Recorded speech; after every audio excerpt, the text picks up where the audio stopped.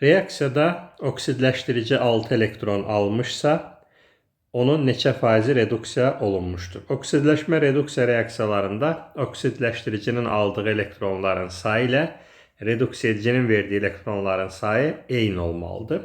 Məsələnin həlli bax buradan başlayacaq. Yəni bizə həll eləməyə kömək edən hissə buradır. Metallar bəsit halda oksidləşmə dərəcəsi 0 olur. Əgər oksidləşdirici 6 elektron alıbsa, reduksiya edici də 6 elektron verməlidir. 3 metalımız var. Deməli, hərəsi 2 elektron verməlidir. Deməli, burada metalın oksidləşmə dərəcəsi müsbət 2 olur. Metallar əsasən valentliyinə uyğun müsbət oksidləşmə dərəcəsi göstərir. Bunun valentliyi 2 olduğuna görə, deməli, indeksdəki N-in qiyməti 2 olmalıdır. N-i silək və yerinə yazaq 2.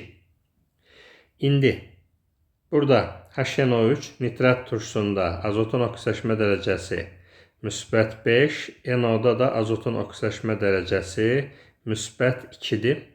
Deməli, oksidləşdirici element azotdur. Müsbət 5-dən 3 elektron alsa, keçir azot müsbət 2-yə.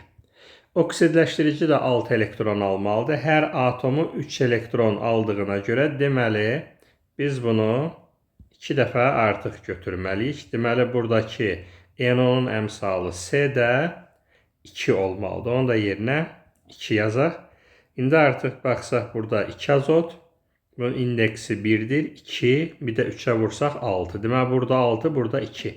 Deməli, cəmi 8 azot var. Deməli, burada da B-nin yerinə biz 8 yaza bilərik. 8 yazandan sonra artıq görmək olur ki, bizim 8 dənə müsbət 5 oksidləşmə dərəcəsində olan azotumuz var. Onun 2 dənəsi oksidləşdirici olub. Yerdə qalan 6 dənəsi olduğu kimi qalıb. Yəni, bu hissədə turşudan duza keçəndə oksidləşmə dərəcəsində dəyişmə olmur.